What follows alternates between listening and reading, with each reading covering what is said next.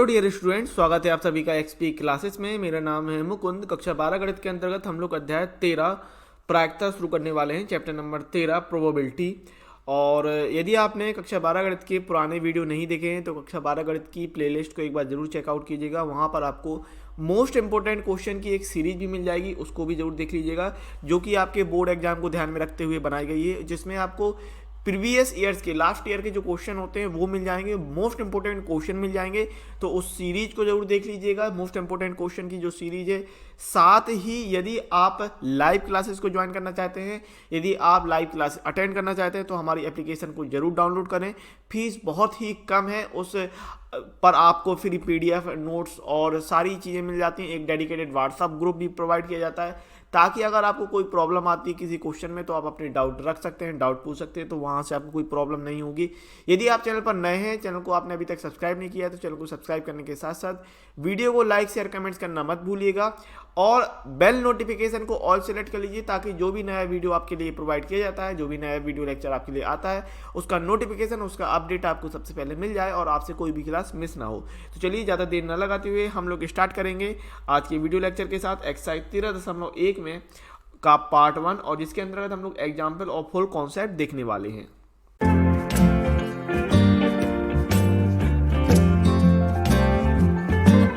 प्रायिकता के बारे में बात करते हैं, प्रोबेबिलिटी। और मेरे हिसाब से ये चैप्टर बहुत ही इंटरेस्टिंग चैप्टरों में से एक चैप्टर है और बहुत ही इंपॉर्टेंट चैप्टर है, क्योंकि ये कम से कम आपको 10 से 12 नंबर, ये कह सकते हैं 8 से 12 नंबर के बीच में मार्क्स देके जाता है, और बहुत ही छोटा लेकिन इम्पोर्टेंट, और अगर आप अच्छे से नहीं समझते हैं तो उनके लिए कठिन भी हो जाता है। बहुत ही बढ़िया आपका ये चैप्टर है। और कक्षा 12 में इसको हम बेसिकली प्रायिकता क्रमशः यानी कि प्रोबेबिलिटी कंटिन्यूटी कह के बोलते हैं, ठीक है।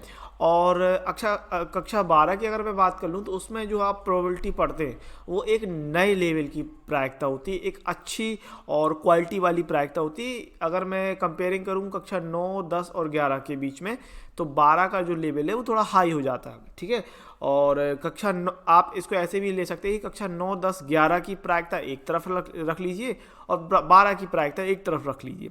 लेकिन इसका भी अपना वो है, आप कक्षा 11 में अलग चीज़ पढ़ते हैं, 9, 10, 11 से पढ़ते हुए आते हैं, और फिर 12 में आप एक नए लेवल को ज्वाइन करते हैं, है ना।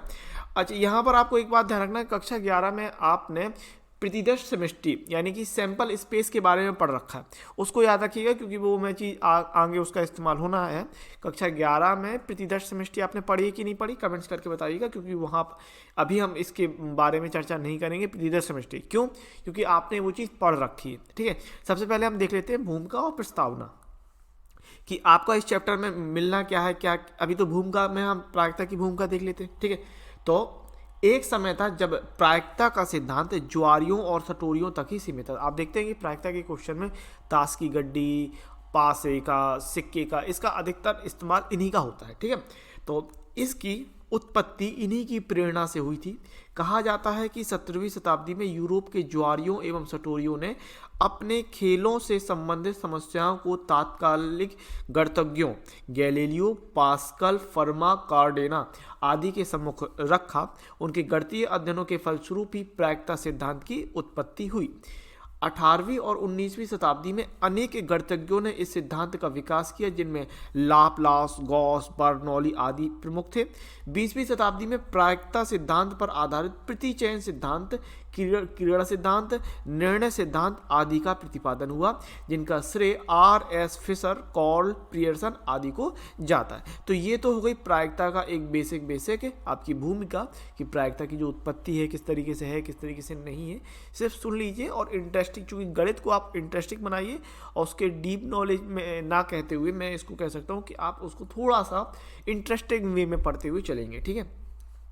तो अब यहाँ पर आपको क्या पढ़ना है, क्या पढ़ चुके हैं, इस बारे में भी देख लेते हैं। तो पिछली कक्षाओं में हमने प्रायिकता को किसी यादृच्छिक परीक्षण की घटनाओं की घटित होने की अनिश्चितता के माप के रूप में पढ़ा था। हमने रूसी गणितज्ञ A.N. कोल्मोग्रोव, जो कि 1903 से 1987 तक इनका है, ईयर द्वारा प्रतिपादित अभिगृहित दृष्टिकोण का उपयोग किया था, और प्रायिकता को परीक्षण के परिणामों पर परिभाषित फलन के रूप में निरूपित किया था। हमने समसंभावी परिणामों की दशा में प्रायिकता के अभिगृहीत दृष्टिकोण नजरिया और पुरातन सिद्धांत यानी कि क्लासिकल थ्योरी में समकक्षता भी स्थापित की थी। ठीक है, आप कक्षा 9, 10, 11 में काफ़ी चीज़ें पढ़ के हुए आए हैं, 12 में हम इसके आगे बढ़ेंगे, लेवल हाई करेंगे। इस समकक्षता के आधार पर हमने असतत प्रतिदर्श समष्टि घटनाओं की प्रायिकता ज्ञात की थी। हमने प्रायिकता के योग नियम की भी का अध्ययन किया है।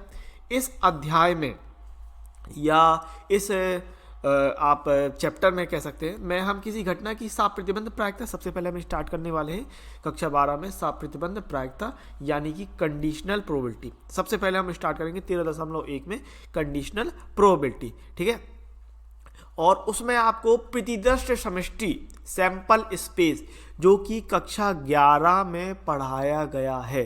कक्षा 11 में आप शुरुआत में क्या पढ़ते हैं? प्रतिदर्श समष्टि सैंपल स्पेस, प्रतिदर्श समष्टि सैंपल स्पेस कक्षा 11 की प्रायिकता में चैप्टर नंबर 16 में आपने पढ़ा, तो वो आपको ज्ञान होना जरूरी है। ठीक है, और हम 13.1 में शुरुआत करने वाले हैं कंडीशनल प्रोबेबिलिटी के बारे में। किसके बारे में बात करने वाले हैं? कंडीशनल प्रोबेबिलिटी के बारे में विचार करेंगे जबकि किसी अन्य घटना कि घटित होने की सूचना हमारे पास हो। कंडीशनल प्रोबेबिलिटी क्या कहलाती है कि हमारे पास एक घटना घटित हो चुकी है, उसके बाद आप उस एक नई प्रायिकता ज्ञात करते हैं तथा इस महत्वपूर्ण अवधारणा की सहायता से बेस प्रमेय हल करना है हमको। बेस थ्योरम, प्रायिकता का गुणन नियम यानी कि मल्टीप्लिकेशन थ्योरम ऑन प्रोबेबिलिटी तथा स्वतंत्र घटनाओं इंडिपेंडेंट इवेंट के बारे में समझेंगे। ये चीज़ें हमको यहाँ पर पढ़नी है कक्षा 12 की प्रायिकता के अंतर्गत। ठीक है, हम यादृच्छिक चर यानी कि रैंडम वेरिएबल और इसके प्रायिकता बंटन की महत्वपूर्ण अवधारणा को भी समझेंगे तथा किसी प्रायिकता बंटन के मध्य मीन व प्रसरण वेरिएंस के बारे में भी पढ़ेंगे। अध्याय के अंतिम अनुभाग में हम एक महत्वपूर्ण असतत प्रायिकता बंटन डिस्क्रिएट प्रोबेबिलिटी डिस्ट्रीब्यूशन के बारे में पढ़ेंगे जिसे द्विपद बंटन कहा जाता है। ठीक है, इस अध्याय में हम ऐसे परीक्षण लेंगे जिनके परिणाम समसंभावी होते हैं जब तक कि अन्यथा ना कहा गया हो। ठीक है, तो इस तरीके से हम इस चैप्टर में ये सब पढ़ने वाले हैं और आप क्या क्या पढ़ चुके हो ये भी बात कर ली हमने। तो देखो सबसे पहले हम बात करने वाले हैं, हम क्या पढ़ने वाले हैं? देखो साप प्रतिबंध प्रायिकता पढ़ेंगे, इसके अलावा बेस प्रमेय पढ़ने वाले हैं, फिर प्रायिकता का गुणन नियम यानी मल्टीप्लिकेशन थ्योरम ऑन प्रोबेबिलिटी ये पढ़ेंगे, स्वतंत्र घटना इंडिपेंडेंट इवेंट के बारे में पढ़ेंगे, यादृच्छिक चर और इसकी प्रायिकता बंटन की महत्वपूर्ण अवधारणा ये देखने वाले हैं, प्रायिकता बंटन के मध्य और प्रसरण इसके बारे में पढ़ने वाले हैं और द्विपद बंटन के बारे में भी पढ़ने वाले हैं। ठीक है, यहाँ पर बंटन 2 बार लिख दिया है, कोई दिक्कत नहीं है, एक बंटन आप हटा सकते हैं और इसमें कोई आपको समस्या नहीं होने वाली। मैं आपको एक बार प्रतिदर्श समष्टि यानी कि सैंपल स्पेस के बारे में भी आपको अच्छे से याद दिला दूँ कि आपका जो प्रतिदर्श समष्टि और सैंपल स्पेस क्या था वो आपको याद होना बहुत ज़रूरी। क्यों? क्योंकि प्रतिदर्श समष्टि जो कि कक्षा 11 के अध्याय 16 प्रायिकता में आपने पढ़ा है। क्या पढ़ा है? प्रतिदर्श समष्टि सैंपल स्पेस। कमेंट्स करके बताइए किस किस को याद है, प्रतिदर्श समष्टि का ज्ञान किस किस को है। तो प्रतिदर्श समष्टि के बारे में बात कर लेते हैं जो कि आपने कक्षा 11 में पढ़ रखा है, प्रतिदर्श समष्टि। ठीक है ना, यानी इसको हम कहते हैं सैंपल स्पेस, सैंपल स्पेस। और ये चीज़ आपने कक्षा 11 में पढ़ रखी है, इस बात को ध्यान रखिएगा। तो होता क्या है कि जैसे मान लीजिए हम सिक्के की बात कर लें, ठीक है, तो आपको पता ये कक्षा 9 से हम पढ़ते आ रहे हैं कि सिक्के में हेड एंड टेल होता है, चित और पट होता है ना।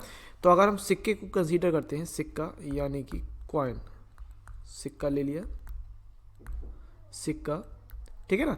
अब इसमें हम लेके चल रहे हैं head and tail, head and tail, ठीक है, चित एंड पट, चित पट। तो आपको पता है एक सिक्के में हेड होता है और टेल होता है, ठीक है। यहाँ पर हम इसको H और T बोल रहे हैं, है ना। तो एक सिक्के को उछालेंगे तो क्या आएगा? हेड और टेल आएगा। ये तो हो गई एक सिक्के की बात। किसकी बात हो गई?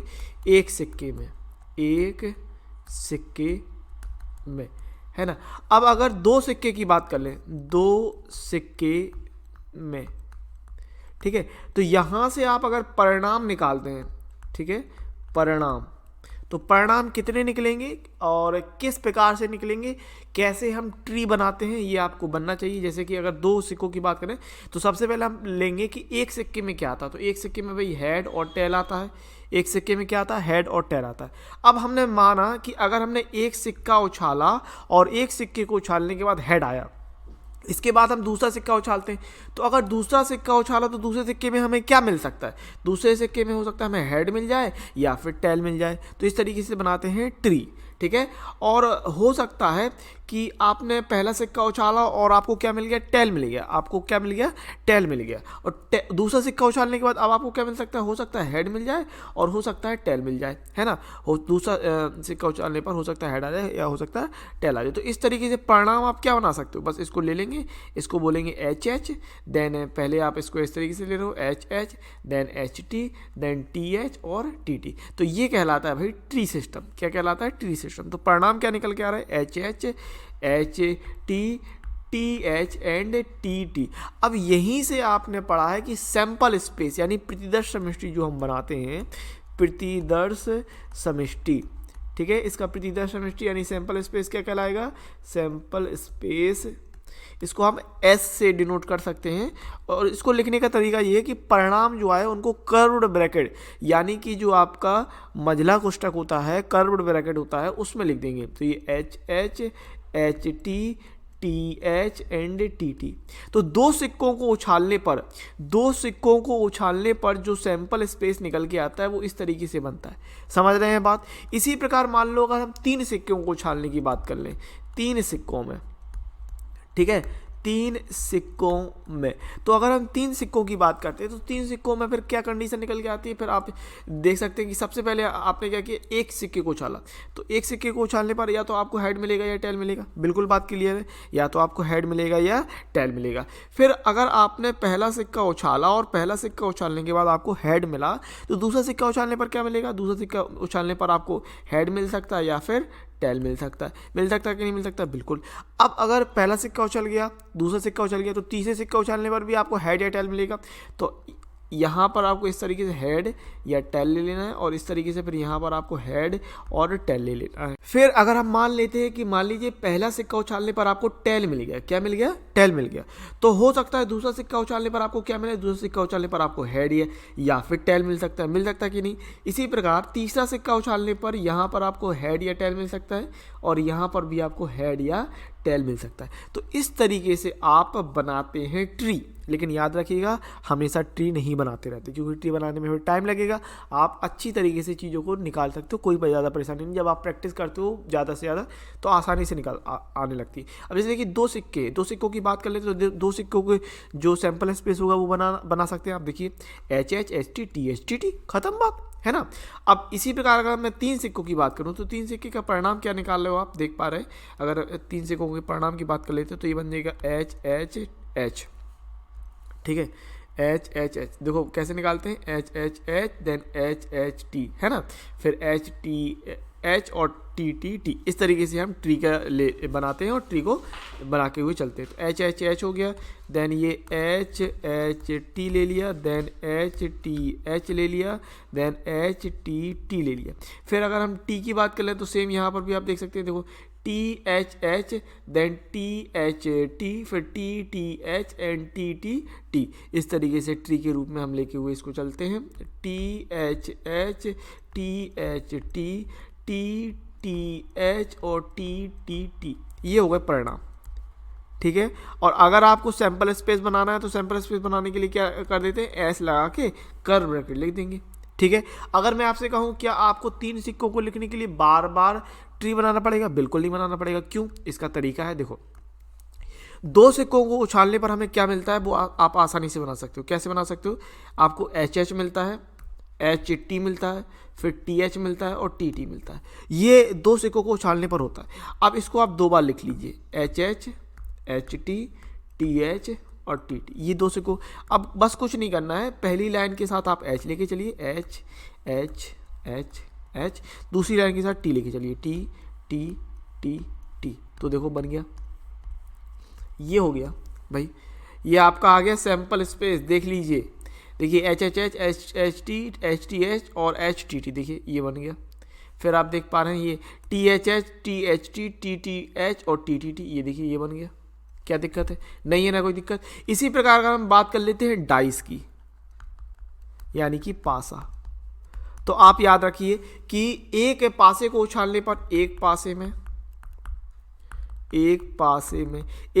को उछालने पर हमें क्या मिलता है? 1 2 3 4 5 6 मिलता है। ठीक है, 1 2 3 4 5 6 ये मिलता है पासे में। अगर हम दो सिक्के को उछालते तो दो पासे को उछालने पर क्या होगा कि अगर मान लो दो पासे में हम इस तरीके से कंसीडर करेंगे कि मान लीजिए पहले पासे में सिर्फ एक आया, फिक्स हो गया, पहले पासे में एक आ गया, तो फिर दूसरे पासे में क्या क्या आ सकता है? दूसरे पासे में आपको मिल सकता है 1 2 3 4 5 एंड 6, है ना।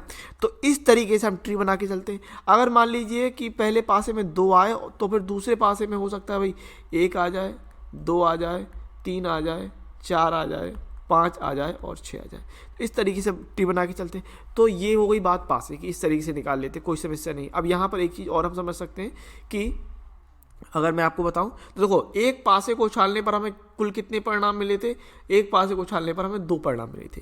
तो एक पासा नहीं, एक सिक्के की बात कर रहे थे। ठीक है, वो थोड़ा ऊपर नीचे हो जाता है, कोई दिक्कत नहीं है इस बात में कि एक कॉइन को उछालने पर हमें कुल कितने परिणाम मिलते हैं? 2 परिणाम मिलते हैं। 2 सिक्कों की जब बात कर रहे हैं तो कुल कितने परिणाम आ पा रहे हैं? गिन पा रहे हैं? 2 3 4, कितने परिणाम हो गए भाई? कुल 4 परिणाम हो गए। कैसे इसको लिख सकते हैं? इस 4 को हम कैसे लिख सकते हैं? इस 4 को लिख सकते हैं 2 गुणे 2 करके, क्योंकि एक पासे में 2 परिणाम तो दूसरे पासे में 2 परिणाम, तो गुणा कर देंगे तो हमें क्या मिल जाएगा? 4 मिल जाएगा। ठीक है, अगर हम बात करते हैं 3 पासे, क्यों कह रहा हूँ, सिक्के की बात कर रहे हैं हम, सिक्के में। ठीक है, मेरी गलती हो गई, हम सिक्कों की बात कर रहे हैं। एक पासे में आपको एक सिक्के में 2 परिणाम मिले, 2 सिक्कों में 2 गुणे 2 4 परिणाम मिले। इसी प्रकार 3 सिक्कों में हमें कुल कितने परिणाम मिलेंगे? ये देख पा रहे हैं कितने परिणाम हो रहे हैं? 8 हो रहे हैं। कैसे निकला 8? ये 2 गुणे 2 गुणे 2। देख लिया कि 3 सिक्कों को अगर हम उछालते हैं तो किस तरीके से, पहले में 2 परिणाम, दूसरे में 2 परिणाम, तीसरे में 2 परिणाम, तो गुणा करेंगे 3 सिक्कों पर हमें कुल कितने? 8 परिणाम मिले। अगर हम पासे की बात कर लेते तो एक पासे को उछालने पर हमें यहाँ पर आप देख पा रहे हैं कुल परिणाम कितने मिले? कुल परिणाम हमको 6 मिले। तो अगर हम 2 पासों को उछालते हैं, 2 पासों की अगर हम बात करें, पासों में कुल परिणाम कैसे निकाल पाएंगे? 2 पासों में कुल परिणाम आपके हो जाएंगे 6 गुणे 6 करके, यानी कि 36। ठीक है, अगर वहीं पर हम बात कर लेते हैं 3 पासों की, तो आपको पता है 3 पासों में कुल परिणाम आपको दिखाने हैं, तो कैसे दिखा पाएंगे? आप आसानी से दिखा पाएंगे कि 6 गुणे 6 गुणे 6 यानी कि 216। ठीक है ना। अभी आपको कक्षा 12 के अंतर्गत जो पहला टॉपिक पढ़ना है प्रायिकता का, वो है साप्रतिबंध प्रायिकता। जैसे मैंने आपसे कहा था स्टार्टिंग में, मैंने आपको बताया था साप्रतिबंध प्रायिकता, कंडीशनल प्रोबेबिलिटी, ये आपका शुरुआती टॉपिक है। ठीक है, तो बहुत ही अच्छा और बढ़िया टॉपिक है, सिंपल है, फॉर्मूला है जिसको आपको ध्यान रखना है कि यदि ई तथा एफ किसी यादृच्छिक परीक्षण यानी रैंडम एक्सपेरिमेंट मतलब कोई भी एक चीज़ उछालते हैं, जैसे कि सिक्का, पासा, ताश में से पत्ता निकालना। ठीक है, तो ये इसमें से कुछ भी आ सकता है, ये एक रैंडम परीक्षण होगा। शकुनी मामा के पासे नहीं होंगे कि जो उन्होंने कहा तो वही आएगा। ठीक है, बात को समझिएगा, इसलिए यहाँ पर यादृच्छिक परीक्षण कहा गया है ना। तो यादृच्छिक परीक्षण के प्रतिदर्श समष्टि यानी सैंपल स्पेस। अब सैंपल स्पेस के बारे में मैंने ऊपर अच्छे से आपको समझाया है, ये चीज़ आपने कक्षा 11 में भी पढ़ रखी है। तो प्रतिदर्श समष्टि सैंपल स्पेस को ध्यान रखिएगा, से संबंधित 2 घटनाएं हैं, कोई भी 2 घटनाएं हैं, तो एफ के घटित होने पर ई की प्रायिकता, किसकी प्रायिकता कह रहा भाई? एफ के घटित होने पर, यानी कि एफ अगर घटित हो चुका है, सवाल में लिखा होगा, ध्यानपूर्वक देखिएगा, सवाल में स्पष्ट तौर पे कह रहा होगा कि ये चीज़ घटित हो गई है तो इसकी प्रायिकता ज्ञात करो। यही कहलाती है कंडीशनल प्रोबेबिलिटी। अगर परिभाषा भी आ जाता है तो आपको यही लिखना है कि एक आपकी सैंपल स्पेस है, प्रतिदर्श समष्टि। अगर परिभाषा आ गई तो आपको रटना नहीं है, वैसे परिभाषा नहीं आएगी। इसके गुण जो हैं 3 गुण हैं सापेक्ष प्रायिकता में, 3 गुणों में से 2 गुण इंपॉर्टेंट है और 2 गुण जो है बोर्ड पेपर में आए हुए हैं। तो इस हिसाब से कंसीडर करते हुए तीनों गुण को हम इंपॉर्टेंट लेके चलेंगे, ठीक है। तो आपको यह ध्यान रखना है कि कौन सी घटना घटित हो चुकी है और किस घटना की प्रायिकता पूछी गई है। एक घटना के घटित होने के बाद दूसरी घटना की अगर हम प्रायिकता ज्ञात कर रहे हैं तो वो कहला जाएगी सापेक्ष प्रायिकता, जैसे मैंने आपसे कहा। लेकिन यहाँ पर आपको ये ध्यान रखना है कि जो घटना घटित हो चुकी है उसको आपको अपॉन में रखना है। ये देखिए इस तरीके से E/F करके इस तरीके से रखना है, ठीक है ना। तो यहाँ से आपका जो फॉर्मूला बन जाएगा वो क्या हो जाएगा कि PE/F बराबर E इंटरसेक्शन F के अनुकूल प्रतिदर्श बिंदुओं की संख्या और F के अनुकूल प्रतिदर्श बिंदुओं की संख्या, ठीक है। या फिर हम इसको कह रहे हैं कि PE/F बराबर N E intersection F upon N F, ठीक है। N E intersection F upon N F, तो ये फॉर्मूला है। बाकी का फॉर्मूला हम जो इस्तेमाल करते हैं वो प्रोबेबिलिटी में इस्तेमाल करते हैं कि प्रोबेबिलिटी ऑफ E/F बराबर probability of E intersection F upon probability of F। ये फॉर्मूला हो जाएगा आपको, जो आपको ध्यान रखना है, ठीक है। क्या ध्यान रखना है यहाँ पर खास तौर से कि जिस घटना को घटित होने की बात कही गई है उसको आपको अपॉन में रखना। तो यहाँ देखिए अपॉन में ये आया और F यहाँ पर F की प्रायिकता भी अपॉन में ही आई। तो इस हिसाब से अगर मान लीजिए लिखा होता कि PA/B, इसका मतलब क्या है कि B के घटित होने के बाद A की प्रायिकता ज्ञात कर रहे हैं, ठीक है। A की सापेक्ष प्रायिकता ज्ञात कर रहे हैं। तो यहाँ से क्या फॉर्मूला बनाएंगे कि PA intersection B upon PB, ठीक है। ऐसे फॉर्मूला बना सकते हैं। अथवा अगर ये कहते हैं आपसे कि A के घटित होने के बाद B की प्रायिकता, तो हमेशा याद रखना कि जो घटित हो गया है A के घटित होने के बाद B की प्रायिकता, तो जो घटित हो गया उसको हमको अपॉन में रखना है। तो PB/A के लिए फॉर्मूला क्या बन जाएगा, ये बन जाएगा PB intersection A upon PA, ठीक है। ये फॉर्मूला, इस तरीके से फॉर्मूले बनेंगे। ध्यान रखना सवाल में आपसे कहेगा कि ये घटना घटित हो चुकी है तो इसकी प्रायिकता ज्ञात कीजिए, इस बात को याद रखिएगा, ठीक है। अब आगे बढ़ जाते हैं और हम देखने वाले हैं यहाँ से सापेक्ष प्रायिकता के गुण, यानी कि प्रॉपर्टीज ऑफ कंडीशनल प्रोबेबिलिटी। तो देखो जैसे मैंने आपसे कहा कि सापेक्ष प्रायिकता में 3 गुण हैं और इसमें से 2 जो हैं वो बोर्ड पेपर में आए हुए हैं, पहला और तीसरा, ठीक है। तो ही तीनों ही आपके लिए इंपॉर्टेंट हो जाते हैं, तीनों को ही हम अच्छे से देखने वाले हैं। देखो माना E और F किसी प्रतिदर्श समष्टि S की 2 घटनाएं हैं, ठीक है। ध्यानपूर्वक समझिएगा, इसका प्रूफ भी डेरिवेशन में देखना है। पहली प्रॉपर्टी, पहला गुण कि PS/F बराबर PF/F बराबर 1, ठीक है। तो एक एक करके इसको हम सॉल्व करते हैं। तो PS/F, अच्छा PS/F है और फॉर्मूले के आधार पे हम क्या बनाएंगे, इसको बनाएंगे PS intersection F upon PF, ठीक है। इतना बनेगा। अब जरा मुझे खुद से सोच के बताओ कि एक है S जो है सैंपल स्पेस और उसमें से F निकला है। मैंने क्या बोला आपसे, एक S है यानी कि सैंपल स्पेस और उसमें से F निकला है। जैसे कि मान लेते हैं, मानो S है, एक क्या है, एक पासे को फेंकना, एक पासे को फेंकना, एक घटना घटी, ठीक है, एक पासे को फेंकना। तो यहाँ से सैंपल स्पेस क्या निकलेंगे, यहाँ सैंपल स्पेस निकलेंगे 1 2 3 4 5 6, ठीक है। अब एस में से हम 2 घटनाएं निकालना है, इसमें से हमने 2 घटनाएं निकाली। एक घटना घटी ई जो है 2 के गुणज और एक घटना है एफ, मान लो विषम संख्या, ठीक है, या फिर मान लो कह दो सम संख्या, ठीक है, या 3 के गुणज कह दो, 3 के गुणज। हम यहां पर बात कर रहे हैं इसकी। सबसे पहली बात तो पी एस इंटरसेक्शन एफ का मान कितना आएगा। तो अगर हम बात करते हैं 3 के गुणज, तो आपको पता है यहां से 3 के गुणज क्या निकल पाएंगे, एफ बराबर हो जाएगा 3 के गुणज कितने, 3 और 6। अब अगर मैं आपसे कहता कि एस इंटरसेक्शन एफ निकालें, एस और एफ में कॉमन बताएं। इंटरसेक्शन का सर्वनिष्ठ का मतलब क्या होता है, कॉमन होता है। कक्षा 11 का चैप्टर नंबर 1 समुच्चय वाला, वहां पर आपने सब सीखा है, ठीक है। तो अगर इन दोनों में कॉमन की बात करें तो कॉमन क्या है भाई, पूरा पूरा 3 और 6 ही है, और ये 3 और 6 क्या है एक्चुअली में, एफ है कि नहीं। तो इसकी जो प्रोबेबिलिटी है, probability of S intersection F बराबर कहलाएगी प्रोबेबिलिटी ऑफ एफ, ठीक है। तो हम, आप समझ गए होंगे मैंने क्या कहा आपसे कि एस इंटरसेक्शन एफ की जगह क्या आएगा, एफ आ जाएगा, इस तरीके से, ठीक है। तो ये चीज़ ध्यान रखिएगा। पूरे में से आप एक छोटा सा हिस्सा कॉमन निकाल रहे हैं ना, जो एफ है वो एस के ही अंदर है, जो एफ है एफ फॉर फेस वो एस के अंदर ही तो है ना। तो यहाँ से आप क्या लिख पाएंगे, यहाँ से सिंपली हम लिख पाएंगे probability of F upon probability of F बराबर 1, ठीक है, इस तरीके से।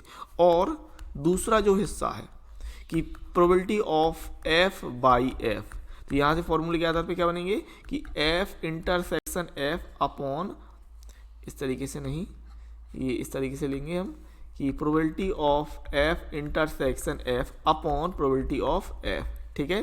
तो अब देखो, अगर कोई एक चीज़ है और उसी में से कॉमन निकालें तो खुद में से कॉमन निकालने पर वही चीज़ स्वयं आएगी, ठीक है ना, वही चीज़ स्वयं आएगी। तो probability of F upon probability of F बराबर का आंसर कितना होने वाला है 1। तो दोनों को अगर हम कंबाइन करते हैं, यहाँ पर आप लिख सकते हैं, लिखना चाहो तो लिखो, नहीं लिखना चाहो तो मत लिखो। समीकरण नंबर 1 और 2 ये चीज़ आप बताना चाहें तो बताते, नहीं बताना चाहें तो नहीं बताएं, कोई भी दिक्कत नहीं है। हम यहाँ पर कह देंगे समीकरण 1 व 2 से, समीकरण 1 व 2 से। तो इस आधार पर आपके पास क्या बन गया पहली प्रॉपर्टी में कि probability of S by F बराबर probability of F by F बराबर 1। ये हो गया आपके पास फॉर्मूला, गुण, प्रॉपर्टी जो आपको ध्यान रखना है, और इसका हो गया प्रूफ।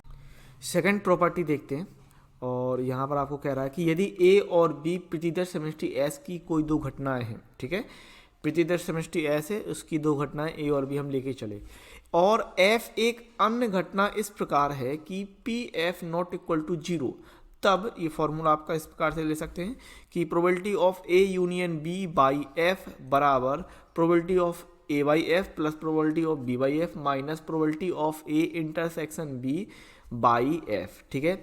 अच्छा, विशेष रूप से यदि ए और बी परस्पर अपवर्जी घटनाएं हों तो क्या हो जाएगा, अपवर्जी घटनाओं के लिए इंटरसेक्शन जो होगा 0 होगा। ये कक्षा 11 में आपने पढ़ा है, ठीक है, ध्यान रखिएगा।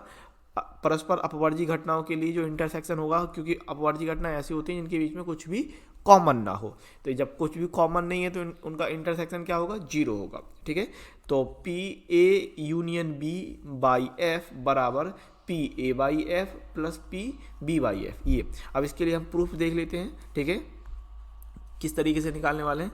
तो सबसे पहले जो आपको LHS दिया है, ठीक है, उसको ले लेंगे, यानी कि P A union B by F, ठीक है, ये ले लिया आपने।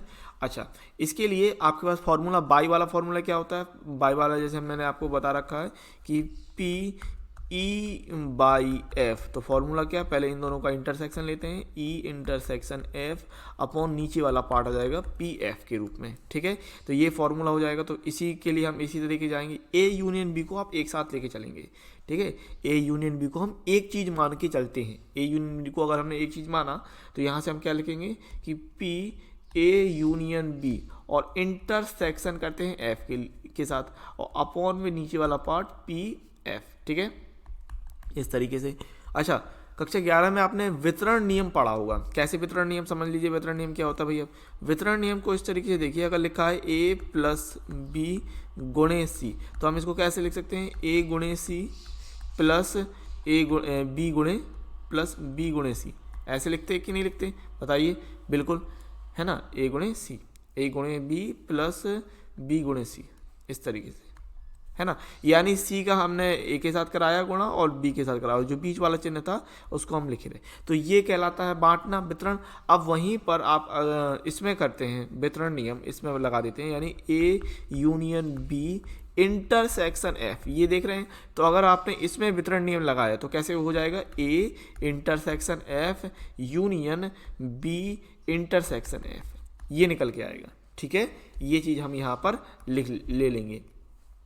तो A intersection F union B intersection F, इसको लगा देंगे ऊपर। ये चीज़ समझ गए होंगे आप, ठीक है। तो यहाँ से हमको क्या मिल जाएगा भैया, ये मिल जाएगा probability of A intersection F union B intersection F, ठीक है, ये मिल जाएगा, और अपॉन में पी एफ हो जाएगा, ठीक है। अच्छा, यूनियन के लिए एक फॉर्मूला आपने कक्षा 11 में पढ़ रखा, किस तरीके का फॉर्मूला होता है कि ये फॉर्मूला है आपने पढ़ रखा है कि अगर probability of A intersection A union B है तो इसको लिखते हैं probability of A plus probability of B minus probability of A intersection B. ठीक है, ये फॉर्मूला आपने पढ़ा है कि नहीं बताइए? पढ़ा है। ठीक है, तो यहाँ पर यही चीज अप्लाई करने वाले हैं, या फिर इस फॉर्मूले को हम ऐसे भी लिख सकते हैं, कोई प्रॉब्लम नहीं है। Probability of A intersection B बराबर probability of A plus probability of B minus probability of A union B. अभी हमको इस वाले पहले वाले की जरूरत है तो हम पहले वाले इस्तेमाल करेंगे। अब मैंने ऐसा क्यों लिखा, क्योंकि यहाँ पर आपको ये याद नहीं रखना पड़ता है। काफ़ी स्टूडेंट कंफ्यूज होता है कि सर यूनियन पहले होता है कि इंटरसेक्शन पहले होता है। तो भैया इस बात को ध्यान रखना कि इससे फ़र्क नहीं पड़ेगा कि यूनियन पहले है कि इंटरसेक्शन पहले है। देखो, अगर हम चाहें तो इसको ऐसे भी कर सकते हैं, ये इंटरसेक्शन वाला पार्ट है ना, इसको यहाँ ले आओगे तो पच्छा अंदर होकर पॉजिटिव हो जाएगा, और इसको अगर वहाँ ले गए तो पच्छा अंदर होकर नेगेटिव हो जाएगा। तो सिंपल बात है।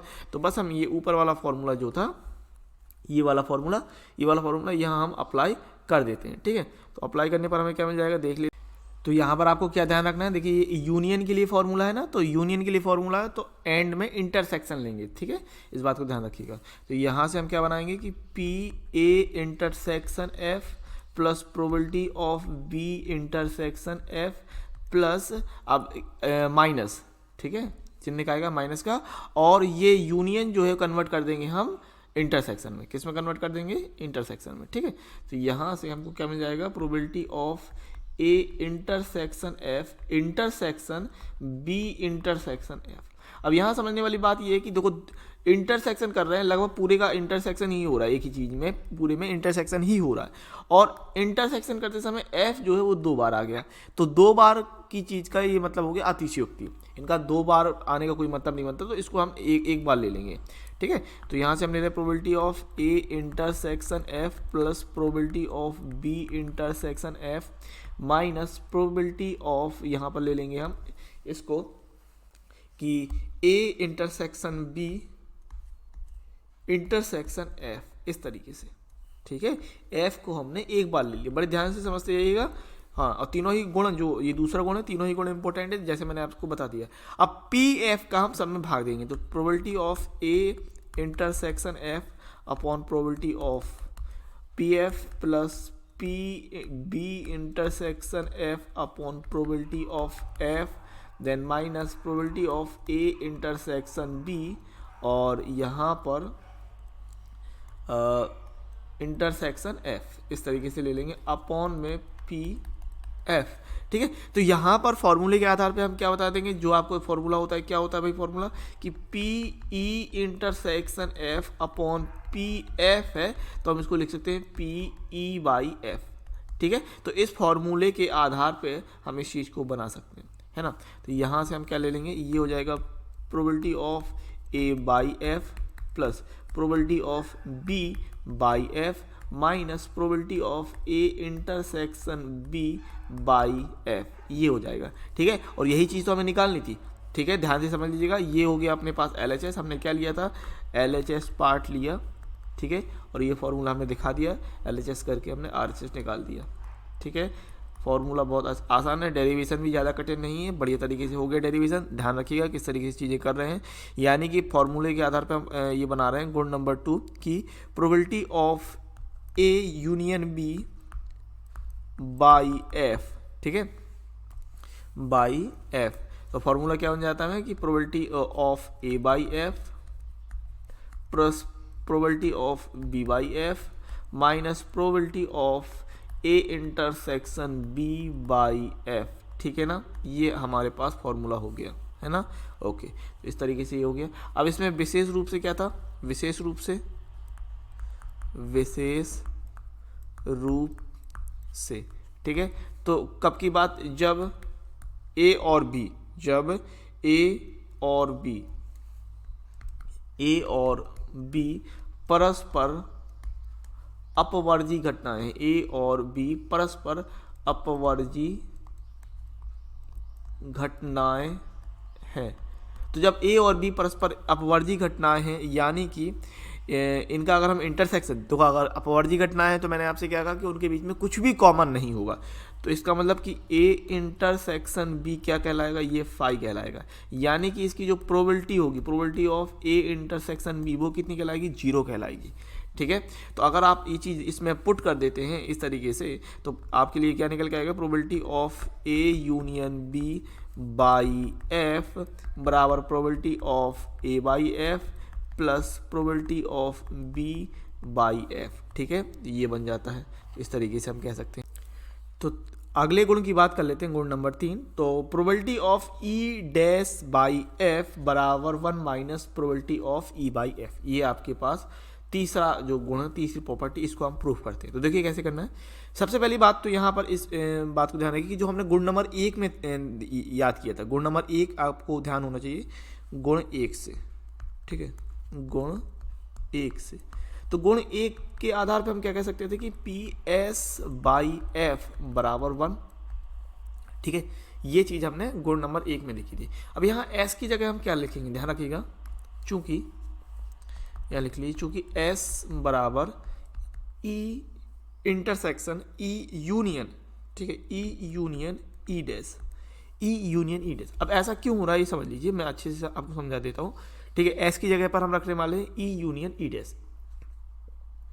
तो मान लीजिए कि ये है ई, ठीक है, मतलब प्रतिदर समष्टि है और दो घटनाएं हमने ले ली ई। अगर हम कह रहे हैं ये ई है, समझिएगा बात मेरी इस तरीके से, अगर हम ये कह रहे हैं कि ये पूरी जो घटना है आपकी, ये पूरी घटना,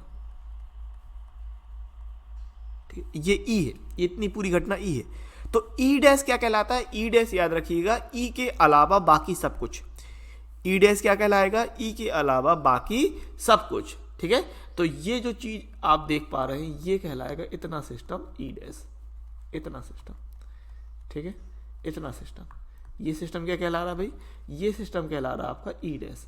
क्या कहला रहा है, ई डैश।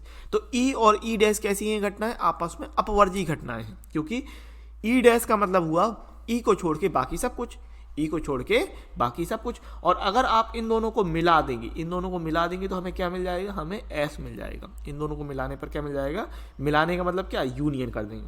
अगर इन दोनों का यूनियन कर देंगे तो हमें क्या मिल जाएगा, एस मिल जाएगा। तो ये चीज़ आपको क्लियर हो गई कि जो एस है उसकी जगह हम ई यूनियन ई डैश लिख सकते हैं। ठीक है, तो एस की जगह ई यूनियन ई डैश लिख देंगे। ठीक है, तो यहाँ से हम ले रहे हैं probability of E union E dash upon F बराबर 1। ठीक है, अब आपने ये पढ़ रखा है कि यदि, चूंकि कि यहाँ पर आप लिखेंगे कि यदि ए और बी, गुण नंबर 2 में पढ़ा ना, ए और बी परस्पर अपवर्जी घटनाएं हैं, परस्पर अपवर्जी घटनाएं हैं। तो अगर ए और बी परस्पर अपवर्जी घटना है तो आपने ये पढ़ रखा है कि P A union B by F क्या होता है, P A by F plus P B by F. ये भी जस्ट पढ़ा आपने गुण नंबर 2 में। तो इस आधार पे यहां पर आप क्या कह सकते हैं कि चूंकि ई और ई डैश परस्पर अपवर्जी घटनाएं हैं, है ना, परस्पर अपवर्जी घटनाएं। तो इस आधार पे हम क्या बना सकते हैं, इसको लिख देंगे P E by F plus P E dash by F बराबर 1। तो ई बाई एफ को अगर हम पक्षांतर कर लें तो P E dash by F बराबर 1 minus probability of E by F, ये हो जाएगा। ठीक है, ये आपको सिद्ध करना था तो प्रूफ हो गया। ये हो गया गुण नंबर 3 आपका। तो तीनों ही गुण मैंने आपको बता दिए सापेक्ष प्रतिबंध प्रायिकता के। तीनों ही गुणों को आपको अच्छी तरीके से ध्यान रखना। इनके डेरिवेशन आपके बोर्ड एग्जाम में आए हुए हैं, तो एक बार प्रैक्टिस कीजिए, 2 बार प्रैक्टिस कीजिए, 3 बार प्रैक्टिस कीजिए, लेकिन इनको आपको अच्छे तरीके से करना है, ध्यान रखना है कि चीज़ें किस प्रकार से होंगी। ठीक है, अब आगे बढ़ते हैं और उदाहरण नंबर पहला देखते हैं। उदाहरण नंबर पहला आपको कह रहा है कि यदि पी ए बराबर 7/13 और पी बी बराबर 9/13 और पी ए इंटरसेक्शन बी बराबर 4/13 है, तो पी ए बाई बी ज्ञात कीजिए। तो बहुत ही आसान है। ठीक है, सीधे सीधे फॉर्मूला आपको लगा देना है। दिया है सबसे पहली बात, तो दिया है कि प्रोबेबिलिटी ऑफ ए, ये पी ए बराबर 7/13, पी बी बराबर 9/13 और पी ए इंटरसेक्शन बी बराबर 4/13।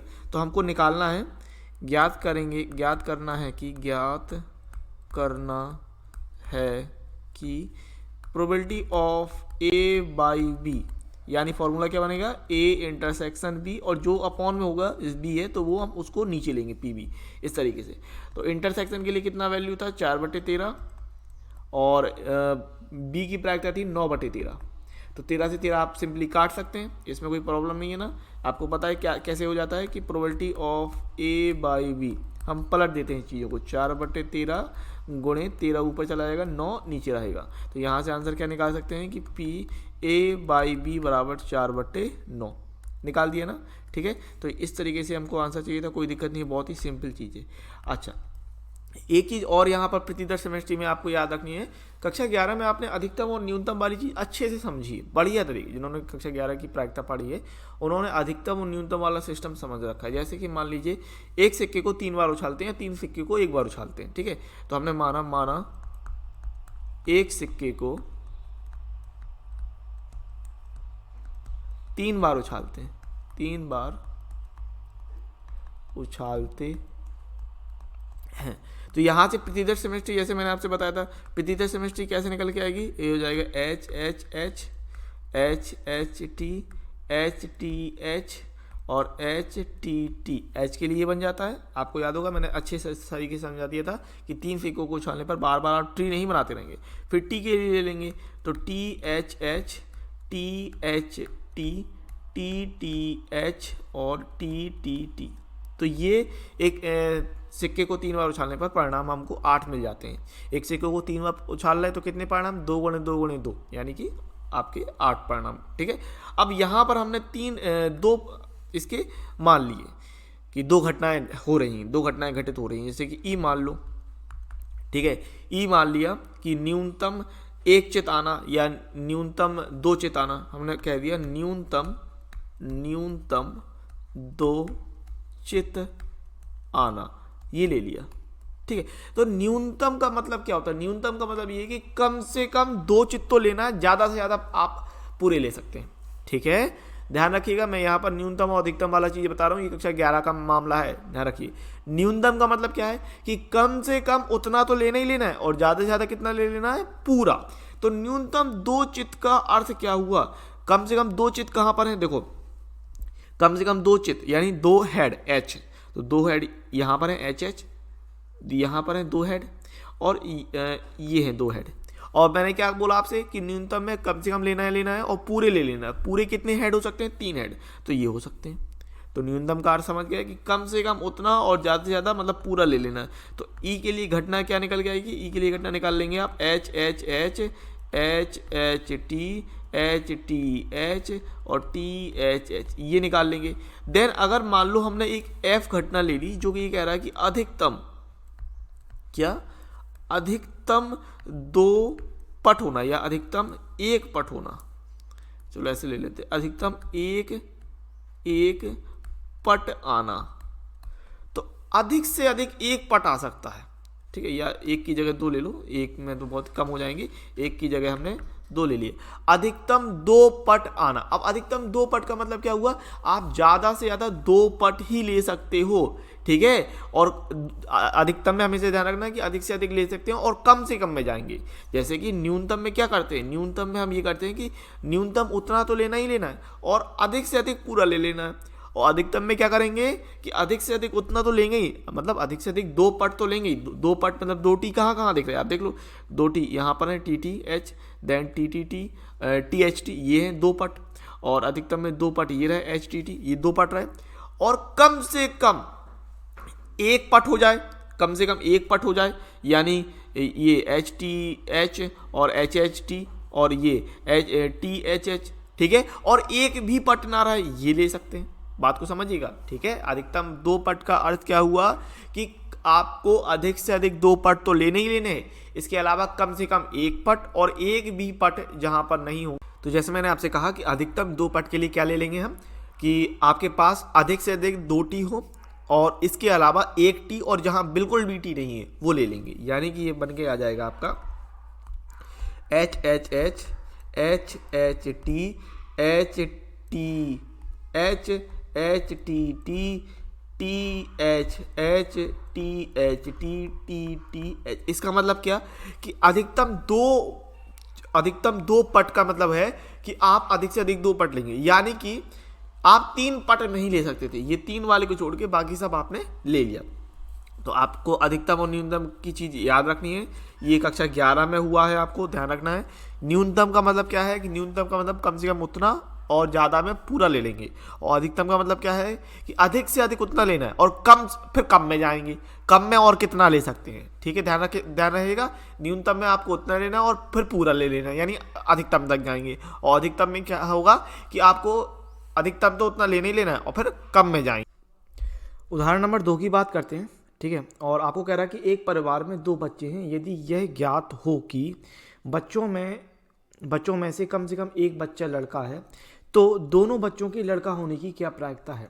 ठीक है, अब देखो यहाँ पर कहीं पर ये नहीं लिखा रहता है कि साफ प्रतिबंध प्रायिकता हो रही कि नहीं हो रही, आपको पता करना पड़ता है कि साफ प्रतिबंध प्रायिकता है कि नहीं है। ठीक है ना, यहाँ पर साफ प्रतिबंध प्रायिकता की परिभाषा के हिसाब से क्या होता है कि एक घटना घटित हो चुकी है और अन्य घटना की प्रायिकता ज्ञात करने के लिए आपसे कहा जा रहा है।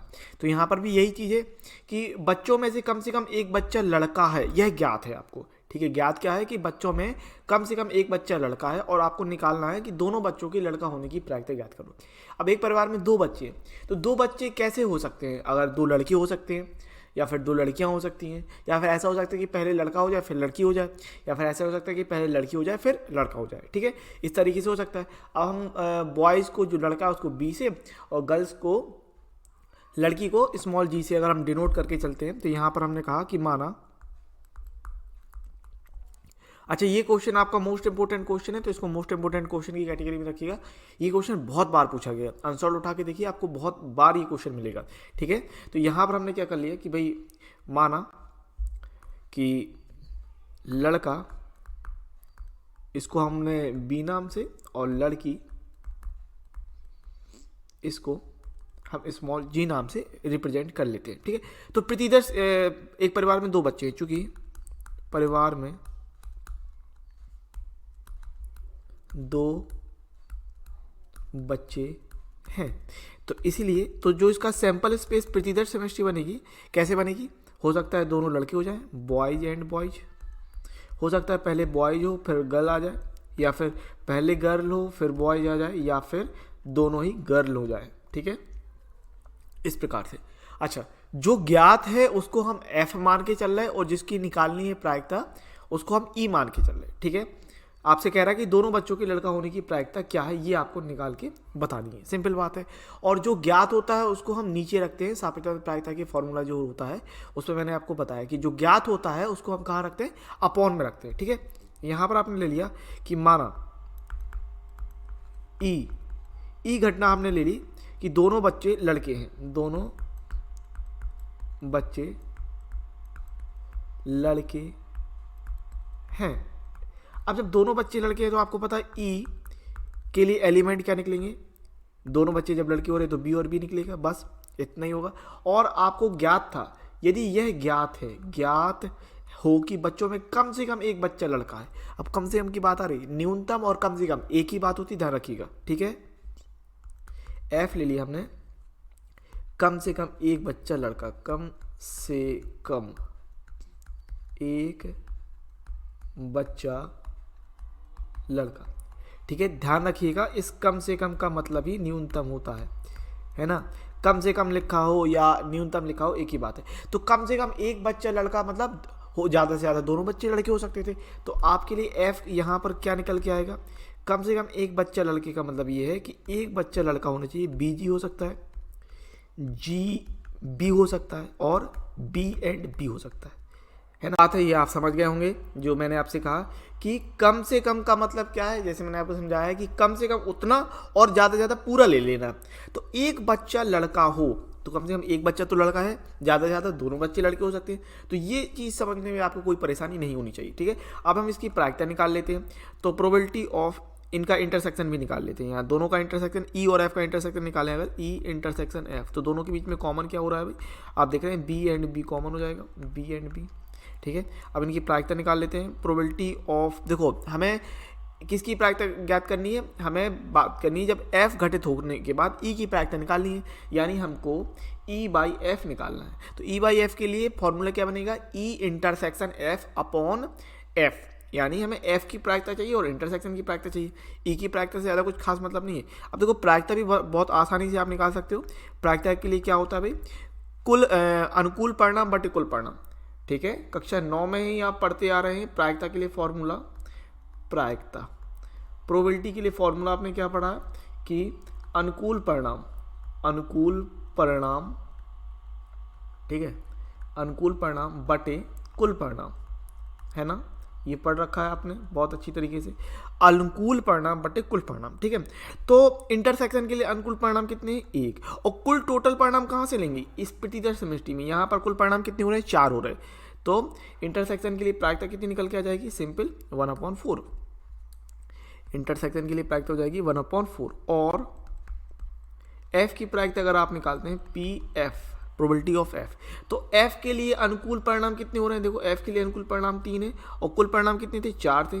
प्रतिदर्श समष्टि से निकालेंगे तो ये हो जाएगा 3/4, ठीक है। तो अब हम निकाल लेंगे, अतः अभीष्ट प्रायिकता, ठीक है, किसकी निकालनी है हमें, e की प्रायिकता जब f घटित हो चुका है, यानी कि p फॉर्मूले के हिसाब से intersection e intersection f upon pf बराबर, तो 3/4 अपॉन 1/4 इतना आ जाएगा। यहाँ पर हम कर सकते हैं 3/4 मल्टीप्लाई 4 इसको हम पलट लेंगे, है ना, थोड़ा सा मिस्टेक कर दिया, 3 यहाँ पर रहेगा वही, तो क्योंकि प्रायिकता कभी भी 1 से बड़ी नहीं होती है ना। इंटरसेक्शन की वैल्यू थी 1/4 और f की वैल्यू थी 3/4, अभी सही है, ठीक है। तो यहाँ से हमको कितना मिल जाएगा, 1/4 मल्टीप्लाई 4/3 पलट जाएगा। सो यहाँ से आपके पास आंसर आ गया P E बाई एफ बराबर 1/3। मोस्ट इंपोर्टेंट क्वेश्चन है भैया, ये क्वेश्चन कई बार पूछा गया, ध्यान रखिएगा। कुछ भी समझ में नहीं आया हो, बहुत ही सिंपल चीज़ थी, कोई ज़्यादा कठिन चीज़ नहीं थी, बहुत ही बढ़िया चीज़ थी, अच्छे से समझ लेना, 2 बार रिपीट करना। देखो कई बार क्या होता है, सर दोबारा बता दो, यार वीडियो लेक्चर है, आप जितनी बार रिवाइंड करना चाहो उतनी बार रिवाइंड कर लो, जितनी बार देखना है उतनी बार देखो। यहाँ पर कोई कैसेट तो लगी नहीं है भैया, घिस जाएगी तो समझ में नहीं आएगा। पुराने ज़माने में वो कैसेटें चलती थी ना, DVD एंड CDs करके, तो वो घिस जाती थी, ऊपर उसमें हल्का सा पानी डाला जाता था। अगर आपको किसी को याद हो, वैसे मुझे नहीं लगता आप लोगों में CD और DVD का कॉन्सेप्ट किसी को पता होगा, और VCR का तो कॉन्सेप्ट किसी को पता ही नहीं होगा, बहुत समय पहले की बात है। मैं दादा आदम का ज़माने का नहीं हूँ, ठीक है, ये कह दो कि सर आप बहुत पुराने हो, तो कहने जस्ट किडिंग।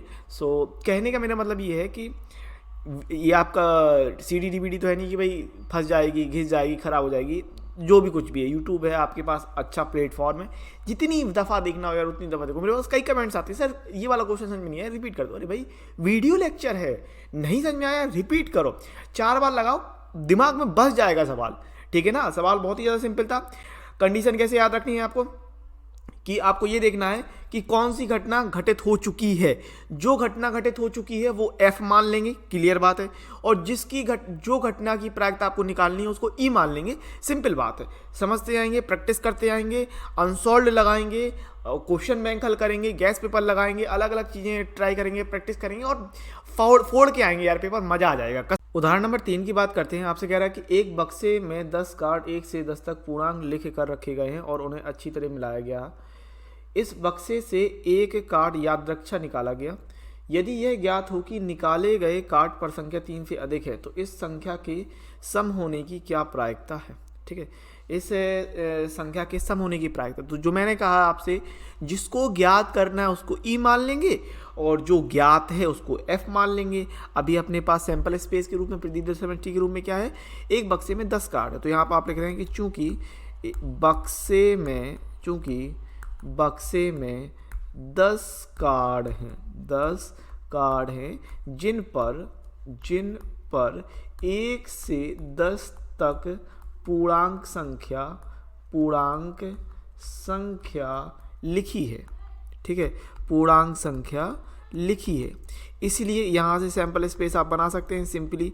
S बराबर क्या भाई, 1 2 3 4 5 6 7 8 9 10, सिंपल। अब यदि यह ज्ञात हो कि निकाले गए कार्ड पर संख्या 3 से अधिक है, तो 3 से अधिक संख्या यानी 4 5 6 7 8 9 10, लेकिन जो ज्ञात है उसको f मानते हैं। और तो इस संख्या के सम होने की क्या प्रायिकता है, तो जो ज्ञात करना है उसको e मान लेंगे। तो e क्या मान रहे हैं भाई, संख्या का सम होना, संख्या का सम होना। तो यहाँ से संख्या का सम होना आप निकाल सकते हैं सिंपली, कितना 2 4 6 8 एंड 10 है ना। और f क्या भाई, 3 से अधिक संख्या, 3 से बड़ी संख्या, बड़ी संख्या है ना, ये क्या रहा था। यदि यह ज्ञात है कि संख्या 3 से अधिक है, तो 3 से बड़ी संख्या का मतलब ये हो गया भाई 4 5 6 7 8 9 एंड 10। अच्छा, इन दोनों के बीच में अगर हम कॉमन निकालें ई इंटरसेक्शन एफ, तो आप देख पाएंगे कॉमन क्या है भाई, 4 है 6 है 8 है एंड 10 है, दोनों के बीच में कॉमन। अब प्रायिकता की बात कर लेते हैं। तो प्रायिकता किस किस की ज्ञात करेंगे, सिंपल बात है, ई बाई एफ निकालते हैं तो फॉर्मूला बन जाता है ई इंटरसेक्शन एफ अपॉन एफ, यानी हमें इंटरसेक्शन की और एफ की प्रायिकता चाहिए, सिंपल बात है। तो यहाँ से probability of E intersection F कितना हो जाएगा, देखो इंटरसेक्शन में कितने एलिमेंट है भाई, इंटरसेक्शन में 4 एलिमेंट है, और टोटल एलिमेंट कितने थे, टोटल एलिमेंट आपके पास 10 थे, सिंपल बात है, इसमें कोई कन्फ्यूजन नहीं है। अनुकूल परिणाम बटे कुल परिणाम के हिसाब से कितना हो जाएगा 4/10। और एफ की अगर हम प्रायिकता की बात कर लें तो एफ में कितने आप देख पा रहे हैं एलिमेंट, 6 एलिमेंट है, 7 एलिमेंट है, 4 3 7 एलिमेंट है, और टोटल एलिमेंट अपने पास कितने हैं, टोटल एलिमेंट अपने पास 10 है, तो यहाँ पर 7/10 कर देंगे, तो यहाँ से सिंपल निकाल लेंगे। अतः अभीष्ट प्रायिकता, अभीष्ट प्रायिकता है ना, अभीष्ट प्रायिकता P E बाई एफ बराबर probability of E intersection F upon probability of F, यानी कि इंटरसेक्शन की प्रोबेबिलिटी कितनी आई 4/10 अपॉन 7/10, आपको पता है ये हो जाएगा 4/10 गुणे 10/7। तो यहाँ से हम आंसर निकाल सकते हैं कि probability of E by F बराबर 4/7, ये आंसर हो जाएगा।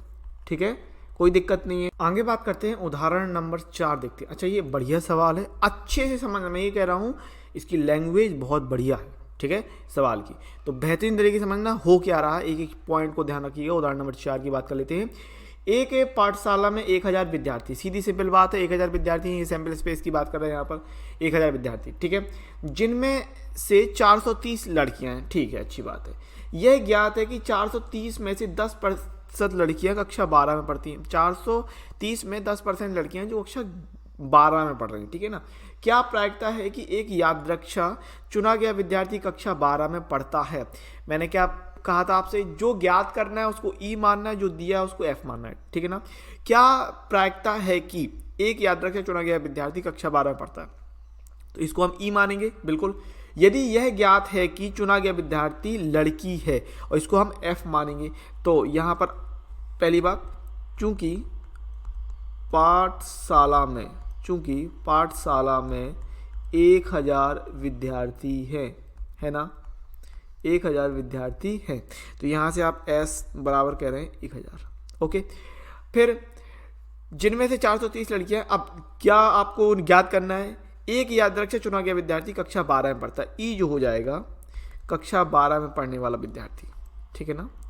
ज्ञात करना है आपको, क्या प्रायिकता है कि एक यादृच्छा चुना गया विद्यार्थी कक्षा 12 में पढ़ता है, तो ई क्या है, जो ज्ञात करना है उसको हम ई मानते हैं, कक्षा 12 में पढ़ने वाला विद्यार्थी, ठीक है ना, में